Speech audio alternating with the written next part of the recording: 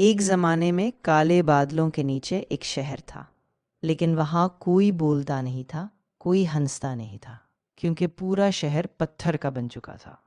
بچے کھیلتے کھیلتے مجسمے بن گئے، مائیں دعا مانگتے مانگتے پتھر ہو گئیں، اور بیچ چوک میں کھڑا تھا شہزادہ آریان۔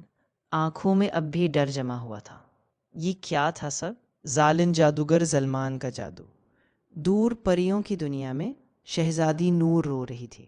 نور عام پری نہیں تھی، اس کے آنسو میں جان تھی، وہ مردے کو زندہ کر سکتی تھی۔ لیکن شرط بڑی سخت تھی، نور پوری زندگی میں صرف ایک بار رو سکتی تھی۔ نور نے بچپن میں آریان کو دریا میں ڈوبنے سے بچایا تھا۔ آج آریان پتھر کا تھا اور نور بے بس۔ پریوں کی رانی نے اعلان کیا، جو کوئی ظلمان کو ہرا کر زندگی کا ہیرا لائے گا، نور اس کی ہوگی۔ لیکن یاد رہے، وہ ہیرا صرف سچے پیار کے آنسو سے نکلتا ہے۔ 100 شہزادے گئے، سونے، تلوار، جادو لے کر، کوئی واپس نہ آیا، کیونکہ سب نور سے شادی کرنا چاہتے تھے، شہر بچانا نہیں۔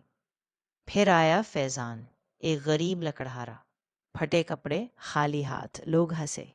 تو کیا کرے گا؟ فیضان بولا، مجھے شہزادی نہیں چاہیے، آریان میرا بچپن کا دوست ہے، میں اسے واپس لانے جا رہا ہوں۔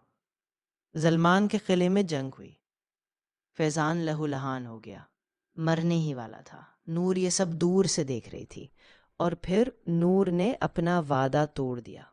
نہیں، چیخ کر نور نے اپنا وہ واحد آنسو فیضان کے لیے بہا دیا۔ وہ آنسو زمین پر گرتے ہی زندگی کا ہیرا بن گیا۔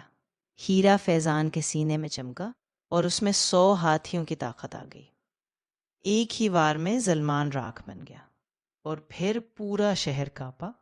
پتھر کے مجسمے ٹوٹنے لگے، بچے ہنسنے لگے، مائیں اپنے بچوں کو گلے لگانے لگے۔